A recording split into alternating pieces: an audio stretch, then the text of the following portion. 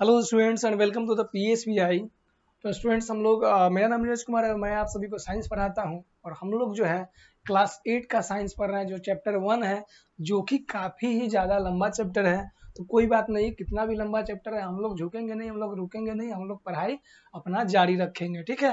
तो पिछले वीडियो में स्टूडेंट्स हमने आपको बताया था मधुमक्खी के बारे में, जो हनी बी होते हैं, जो मधुमक्खी के जो छत्ते होते हैं उनके बारे में, और इसका जो एपी कल्चर होता है।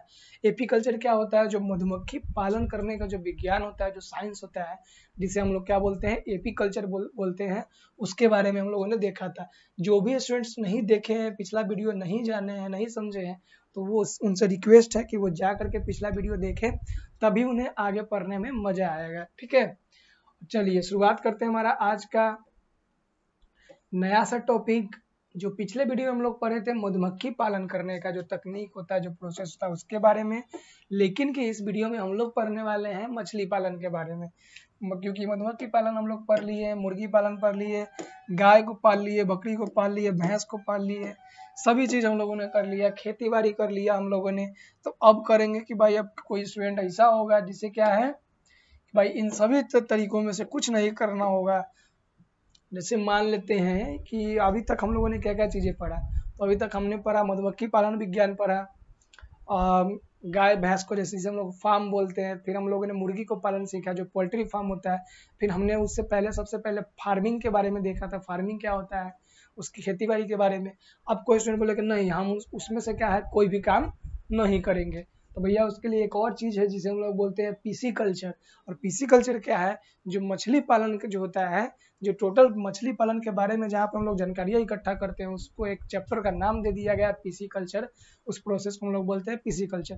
तो पीसी कल्चर क्या होता है? मछली पालन करने का विज्ञान तकनीक की सहायता से। तो आइए हम आप सभी को पढ़ाएंगे बेहतरीन तरीके से पीसी कल्चर, मत्स्य विज्ञान। मछली को हम लोग मत्स्य भी बोलते हैं दूसरे नाम से। ठीक है, तो मत्स्य विज्ञान के बारे में PC culture. Hatching and rearing of fish, मतलब हैचिंग और रेयरिंग ऑफ फिश, मतलब मछलियों का जो देखभाल पालन पोषण करना, वो क्या होता है? पीसी कल्चर कहलाता है। Fish is an important part of diet of many people. कह रहा है कि मछली जो है बहुत सारे लोगों का डाइट का एक पार्ट होता है, खाने का पार्ट होता है। मछली खाते हैं ना हम लोग। The business of hatching and the rearing fish is called pisciculture और फिश फार्मिंग। अब एक बिजनेस, अब मछली हम लोग पालेंगे, किस लिए पालते हैं? मुर्गी किस लिए पालते थे? अंडा प्राप्त करते थे, उससे मीट प्राप्त करते थे और उसको बेचकर भी पैसा कमाते थे। तो उसी प्रकार से जो मछली भी होगा, जो फिश भी होगा, इसे भी हम लोग क्या करेंगे? ये फिश फार्मिंग, इसको क्या बोलेंगे? जो मछली को हम लोग पालेंगे, उससे अगर पैसा कमाएंगे, उसे हम लोग क्या बोलेंगे? उसे हम लोग बोलेंगे, क्या बोलेंगे? पीसी कल्चर या फिर फिश फार्मिंग बोलेंगे। ठीक है, आगे चलते हैं। It has been practiced for the century in our country in West Bengal, Odisha, Bihar, Uttar Pradesh, among with the agriculture। अब देखिए हमारे देश में सदियों से मछली पालन का विज्ञान जो है प्रयोग किया जा रहा है। ठीक है, सदियों से किया जा रहा है। हमारे देश के कुछ कंट्री, कुछ स्टेट में, जैसे कि वेस्ट बंगाल हो गया, उड़ीसा हो गया, बिहार, उत्तर प्रदेश, इन सभी जगहों पर फार्मिंग के साथ साथ, यानी कृषि के साथ साथ, खेती बाड़ी के साथ साथ यहाँ पे क्या किया जा रहा है? मछली का भी पालन किया जा रहा है। ठीक है, farmers rear fish in pond and tank usually close to their agriculture farm. The major type of fish that are rear belong to the carp family. ठीक है, अब ज्यादातर जो मछलियां होती हैं, ठीक है, ज्यादातर जो मछलियां होती है वो किस फैमिली ग्रुप से आते हैं? तो वो आते हैं कार्प फैमिली से। अब जिस प्रकार से हम लोग मानव क्या है, होमोसेपियंस ग्रुप से है ना, उसी प्रकार से मछली सब का भी बहुत सारा फैमिली होता है, हम लोग को पता है। जैसे कि अलग अलग टाइप से होता है ना हम लोग, और जीव विज्ञान में, बायोलॉजी में बहुत बहुत टाइप का जो, जिसे हम लोग मैमल बोलते हैं। मैमल क्या करता है? जो बच्चों को जन्म देता है। मोल्स हो गया जिसमें घोंगा सीपी आता है, मोल्स हो गया। फिर रेप्टाइल्स होता है जो रेंगने वाला जीव हो गया। ठीक है, उसी प्रकार से फिश का भी एक क्या होता है, बहुत सारा ग्रुप होता है, जिसमें से अधिकतर मछलियां जो है वो किस फैमिली से आती है? कार्प फैमिली से आती है। दे इंक्लूड रोहू, मारीगल, कतला, कैल्बसूर एंड द महसेर। अब ये सब मछली का नाम है, रोहू, कतला, मैरीगल, कोलबसूर, महासेर, ये सब क्या है? मछली का नाम है। ठीक है, two foreign variety of carps common carps of the rose are also grown in the some places. अब दो को जो है ना फॉरेन वैरायटी का मछली एक कार्प्स में आता है, common carp and the rose, जो क्या नाम है, कॉमन कार्प और rose, are also grown in some place, this fish are breed in the breeding ponds. अब इसको कहाँ पे रखा जाता है, इसको भी पालन किया जाता है, लेकिन कि ये कहाँ पे रखा जाता है, ये रखा जाता है ब्रीडिंग पॉन्ड्स के अंदर रखा जाता है। ब्रीडिंग पॉन्ड्स क्या हो, जहाँ पे हम लोग अपने कृत्रिम तरीका से हम लोग जो पॉन्ड का निर्माण करते हैं, जो तालाब का निर्माण करते हैं, वहां पे इसको रखा जाता है, ठीक है। The young fish called fry और fingerlings are transformed to the rearing pond of the tank। अब देखिए जो छोटा छोटा जो यंग फिश होता है, जो मछली का जो बच्चा होता है, या फिर जिसे हम लोग क्या बोलते हैं, जिसे कहाँ चला गया, फ्राई बोलते हैं या फिर फिंगरलिंग्स बोलते हैं, जो मछली का छोटा छोटा जो होता है लार्वा, जिसे हम लोग बोलते हैं टेडपोल जो होता है, जो मेढक का जो बच्चा होता है उसे टेडपोल, उसी प्रकार से मछली का भी छोटा छोटा होता है, जिसे हम लोग पॉन्ड के अंदर रखते हैं, ठीक है। जब वो कुछ बड़ा हो जाता है उसको ट्रांसफर कर देते हैं। Special care is taken to the ensure that the water has no weeds and the pollutions that may affect the growth of fry. अब जो पॉन्ड के अंदर में हम लोग रखेंगे ना, जिस तालाब के अंदर में मछली को रखेंगे, जिस तालाब के अंदर में हम लोग मछलियां को रखेंगे, उस तालाब में क्या इंपॉर्टेंट होना चाहिए, उस तालाब में होना चाहिए वो साफ हो, ठीक है। अब तालाब गंदा होगा, अगर पॉल्यूटेड होगा, गंदगी से भरा होगा, तो जो छोटे छोटे मछली का जो फ्राई रखेंगे हम लोग, या फिर जो फिंगरलिंग्स को रखेंगे, वो अच्छे तरीके से प्रॉपर तरीके से ग्रो नहीं हो पाएगा, उसके अंदर कुछ बीमारियां पनप जाएंगी, जिसके कारण, जिसके लिए हमें क्या आवश्यक है, जिसके लिए हमें आवश्यक है इसका प्रॉपर ग्रोथ के लिए कि हमारा जो पॉन्ड में रखेंगे वो क्या होगा, साफ होना चाहिए। स्पेशल न्यूट्रिशन आदि आगे, special nutrients such as peas, maize, oil cake and the boiled potatoes are feed to the fry to encourage growth। अब जो हम फ्राई को, जो मछली का छोटा छोटा जो बच्चा है, जिसे हम लोग यंग फिश भी बोल सकते हैं, जिसे हम लोग फ्राई भी बोलते हैं, अब उसे प्रॉपर तरीके से ग्रो होने के लिए, ठीक है, प्रॉपर तरीके से ग्रो होने के लिए हमें उसे कुछ खाना देना होगा, जिसमें क्या क्या चीज शामिल होगा, पीज होगा, सच एज पीज मीन्स क्या होता है, मटर हो गया, पीज होगा, मेज होगा, ऑयल केक, जिसमें पिछला वीडियो में बताया था कि ऑयल केक क्या होता है, ठीक है, बॉइल्ड पोटैटो, ये सब चीजें हमें मछली को देना होगा खाने के लिए, ठीक है। It take about 2 years for the fry to grow to marketable size. अब 2 साल का समय लगता है इस मछली को, जो छोटे मछली को हम लोग पॉन्ड में डालते हैं, तो उसे ग्रो होने के लिए मिनिमम 2 साल का टाइम लगता है, 2 ईयर का समय लगता है। जब क्या कर 2 ईयर में क्या कितना हो जाएगा कि 2 ईयर में इतना तैयार हो जाएगा कि हम उसे मार्केट में बेच सकते हैं, उस लायक 2 साल लगेगा, उसे समय 2 साल का लगता है, ठीक है। Common carp grow to about 1 meter and can weight up to 25 kg। अब देखिए, और जो एक कॉमन अगर समानता देखा जाए, जो एक कार्प का वजन क्या होगा, तो एक कार्प का वजन जो होगा 25 kg होगा, और उसका साइज जो होगा 1 मीटर, मतलब समानता ज्यादा से ज्यादा इतना हो सकता है, ठीक है। Indian mahseer group grows to 2.5 metre in a length. और जो भारतीय मैसर जो ग्रुप का जो मछली है, वो लगभग क्या होता है, ये 2 से 2.5 मीटर लंबा होता है, ठीक है, भारतीय मछली जो होता है। अब आ जाइए, आप पढ़ेंगे फिशरीज के बारे में, ठीक है, फिशरीज क्या होता है, फिशरीज के बारे में आइए देख लेते हैं हम लोग।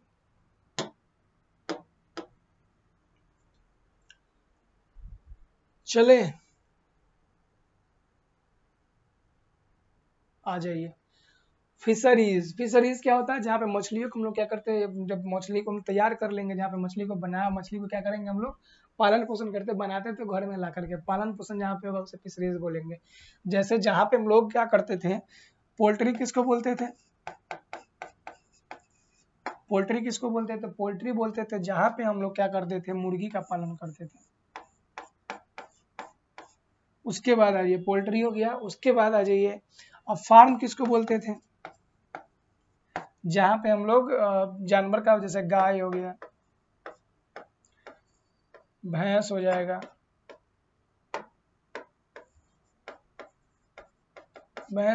बकरी हो जाएगा, तो इसको फार्म बोलते थे। फिर आ जाइए एपियरी, जहाँ पे मधुमक्खी पालन करेंगे। उसी प्रकार से फिशरीज, जहाँ पे हम लोग मछली का पालन करते हैं उसे हम लोग फिशरीज बोलेंगे। A part of the sea where fish are caught for the commercial purpose is called fishery.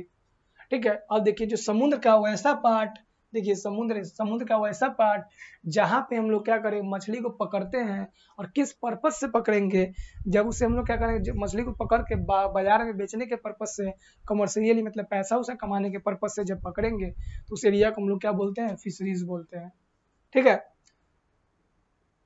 Fishery, sea fish are caught by the fisherman working on the fishing vessels, क्या है, ट्रॉलर्स। अब जो मछली जो पकड़ा जाता है, ये जो होते हैं मछुआरे के द्वारा पकड़ा जाता है, और उसके पास एक ट्रोलर्स होता है जो क्या करता है, इस प्रकार का नेट होता है बड़ा सा।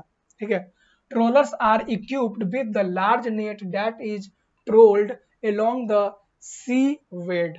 अब देखिए जो ट्रोलर्स होता है ना, ये एक प्रकार का बड़ा सा नेट होता है, बड़ा सा जाल होता है, जिसमें क्या करते हैं हम लोग मछली को पकड़ते हैं। ठीक है। किसको पकड़ते हैं, मछली को पकड़ते हैं, उसे हम लोग ट्रोलर्स बोलते हैं। ठीक है। The net scoop of thousand of fish at a time. अब ये जो जाल है ना, ये जो नेट है, ये नेट एक बार में 1000 यानी हजारों मछली को एक बार में पकड़ सकता है, हजारों मछली को एक बार में ये पकड़ सकता है। ठीक है। Many different kind of nets are used in the commercial fishing। अब कमर्शियल फिशिंग में जो है बहुत ही अलग अलग प्रकार के जाल का, नेट का इस्तेमाल किया जाता है। ठीक है। सरफेस स्विमिंग फिश, अब कुछ जो होते हैं, कुछ तो क्या होते हैं, ऊपर की ओर जो समुद्र में पानी के लहरों के साथ ऊपर की ओर जो थोड़ा बीच में मछली जो तैरते हैं, उससे हम लोग आसानी से पकड़ लेते हैं। लेकिन कुछ मछलियां जो होते हैं सरफेस पे स्विम करते हैं, मतलब जो हमारा नदी तालाब या समुद्र होता है उसके तली पे जाकर के, सरफेस जो होता है उसके तली पे जाकर स्विम करते हैं। ठीक है। Surface swim fish are caught in the purse seine net, seine net. अब देखिए ये पर्स सीन नेट है। पर्स सीन नेट मतलब जो समुद्र के तली तक, ऊपर से लेकर के तली तक जा करके उसको पकड़ता है। क्योंकि कुछ मछलियां जो होती हैं, ठीक है, कुछ मछलियां क्या होते हैं, कुछ मछलियां जो होती है वो सरफेस पे रहती है, तो उसे भी तो पकड़ना होगा, तो उसे हम लोग पर्स साइनी नेट के साथ पकड़ते हैं, सीनी नेट के साथ, पर्स सीनी नेट के साथ पकड़ सकते हैं। Bottom living fish are caught with the trawl nets. अब जो बॉटम में क्या होता है, ऊपर की ओर जो मछलियां होंगी उसे हम लोग किसके, ट्रोल नेट के द्वारा पकड़ेंगे, और जो नीचे तली में होगी उसे पर्स नेट के द्वारा हम लोग पकड़ेंगे। A drift net hang down into the water and the trap fish as they try to swim through. अब क्या करता है, एक ड्रिफ्ट नेट को हम लोग, जाल को क्या करते हैं, नदी के अंदर या फिर जब पानी में हम लोग क्या करते हैं, या समुद्र के अंदर उस जाल को फेंकते हैं, और वो जाल क्या करता है, वो जाल जो मछलियां उसके थ्रू तैर करके, स्विम करके पार करना चाहती है, उसे हम लोग क्या करते हैं, कैच कर लेते हैं और पकड़ लेते हैं। तो अभी तक हम लोग देखिए जो जाल होता है, नेट जो होता है 3 टाइप का होता है। एक तो पहला होता है क्या, पहला जाल कौन सा होता है ये देख लेते हैं। पहला होता है TRAWELS, ट्रोल्स नेट। दूसरा पर्स नेट, पर्स। और तीसरा कौन सा हो जाएगा, तीसरा नेट हो जाएगा कौन सा,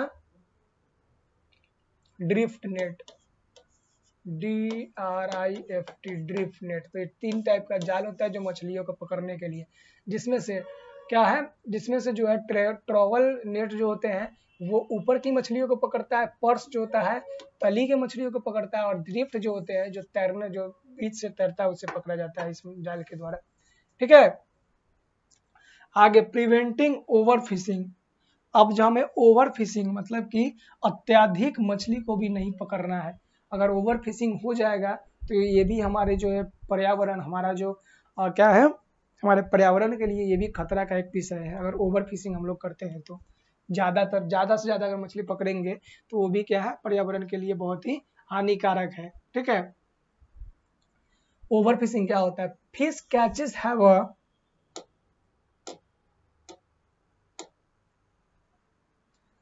fish catches have rise about 6 times during the last 100 years. Fish catches having risen about 6 times during the last 100 years there is now a real danger that the population of most heavily fish species क्या herring cod mackerel etcetera will never recover and the will go on the decline. अब देखिए मछली का जो है, कुछ मछली का प्रजाति जो है बहुत लंबे समय लगता है उसे क्या होता है ग्रो होने में। उसे हम लोग क्या करते हैं पिछले 100 साल में लगभग हर एक साल मतलब 6 बार से ज्यादा fish catches have risen about 6 time during the last 100 year. ठीक है, there is now the real danger. अब ये क्या है हमारे लिए बहुत ही खतरा का विषय है। ठीक है, इससे क्या होगा बहुत ही बड़े बड़े हेवली फिशेस का जो पॉपुलेशन होगा वो क्या हो जाएगा, कम हो जाएगा। अगर हम ज्यादा मछली क्या करेंगे पकड़ेंगे तो समुद्र से मछलियां क्या होंगी, क्योंकि मछली क्या होता है देखो, मछली को कोई भी चीज को बड़ा होने में समय लगता है। लिविंग थिंग जैसे पेड़ होता है तो एक पेड़ को तो काटना हम एक दिन में काट देते हैं, लेकिन वही पेड़ को ग्रो होने में कितना वक्त लगता है, कितना ज्यादा समय लगता है।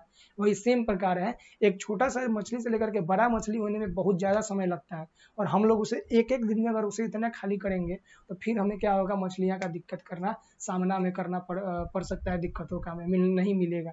और ज्यादातर जो बड़े बड़े मछली है ये इसका स्पीसीज जो प्रजाति है ये गायब हो चुका है, जैसे कि हेयरिंग है, कोड है, ठीक है, मैकिरल है, ये सब का विल नेवर रिकवर। इसे हम क्या किए कि अब नेवर हम लोग कभी उसे रिकवर नहीं कर सकते हैं, क्योंकि उसका पूरा हम स्पीसीज को हम लोग खत्म कर दिए। ठीक है,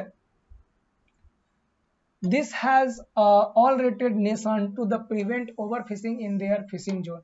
और इसी के कारण क्या होता है कि सब जो नेशन जो सब जो देश या राष्ट्र जो है, ठीक है, सब जो क्या करता है ओवर फिशिंग का मतलब ओवर फिशिंग जोन जो होता है, फिशिंग जोन उसी में मछली पकड़ना है, बाकी उस जोन से आगे मछली नहीं पकड़ना पड़ता है। क्योंकि वहां से आगे क्या होगा, अगर ऑर्डर दे दिया ना सरकार के द्वारा, कि ऑर्डर दे दिया है कि पूरा समुद्र से मछली पकड़ लो, तो इतना लोग इतना भूखर हो चुके हैं एक दिन में पूरा मछली पकड़ लेंगे। लेकिन सरकार क्या किया, एक फिशिंग जोन बनाया है कि उसी जोन में क्या किया जाएगा, मछली को पकड़ा जाएगा और उस जोन से बाहर नहीं जाया जाएगा। ठीक है, तो ये होता है ओवर फिशिंग। और AP culture sorry PC culture, कौन सा हम लोग पढ़ रहे हैं, पीसी कल्चर, मछली पालन का जो विज्ञान होता है पीसी कल्चर। अब जो हमारा चैप्टर जो है हमारा खत्म हो चुका है, कुछ क्विक रिवीजन हमें करना है। 8 का हमारा फाइनली चैप्टर 1 जो है ये खत्म हो चुका है। आइए कुछ क्विक रिवीजन हम लोग कर लेते हैं, क्या क्या चीजें हम लोगों ने देखा है उसके बारे में कुछ देख लेते हैं। देखिए, तो पहले हम लोगों ने पढ़ा है use of land, growing crops and raising animal in the called farming, the science and the practice of farming is called the agriculture। तो हम लोग पहला जो टॉपिक हम लोग पढ़े थे इस चैप्टर के अकॉर्डिंग, इस चैप्टर में उसमें क्या था, खेती बाड़ी के बारे में जानना था। Use of growing crops and rising animal is called the farming. अब देखिए जहाँ पे हम लोग क्या करेंगे, ग्रो करेंगे क्रॉप, फसल को उगाएंगे, और एनिमल जानवर को पालेंगे। ठीक है, और इस साइंस को जहाँ पे फार्मिंग का जो साइंस होगा उसे हम लोग एग्रीकल्चर बोलेंगे। तो पहला एग्रीकल्चर के बारे में देखे थे। फिर देखिए, फिर टाइप ऑफ फार्मिंग, जो फार्मिंग होता है खेती बाड़ी कितना प्रकार का होता है, तो ये देखिए कितना प्रकार का होता है। एक तो होता है अर्बन फार्मिंग, दूसरा हार्टिकल्चर, तीसरा प्लांटेशन, चौथा आ जाइए मिक्स्ड फार्मिंग। तो अरेबल फार्मिंग जिसमें हम लोग क्या करते हैं, फूड बियरिंग प्लांट, जिसमें हम लोग खाना प्राप्त करने वाले पौधे रोपते हैं। दूसरा हार्टिकल्चर, हार्टिकल्चर में हम लोग फ्रूट, वेजिटेबल और फ्लावर उगाते हैं। ठीक है, प्लांटेशन, प्लांटेशन में कैश क्रॉप उगाते हैं, जैसे कि टी, कॉफी, कॉटन ये उगाते थे। फिर हमारा मिक्स्ड फार्मिंग में cultivating crop raising animal on the same farm.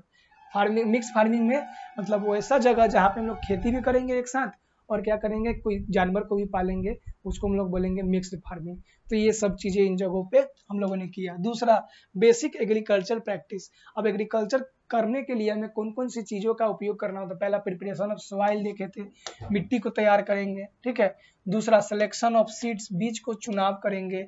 तीसरा सोइंग ऑफ सीड्स, फिर बीज को रोपेंगे। ठीक है, चौथा मैन्योरिंग और फर्टिलाइजर, जब बीज को रोप देते थे तो रोपने के बाद उसे हम क्या करेंगे, फर्टिलाइज करेंगे, उसमें उर्वरक डालेंगे, उसकी देखभाल करेंगे।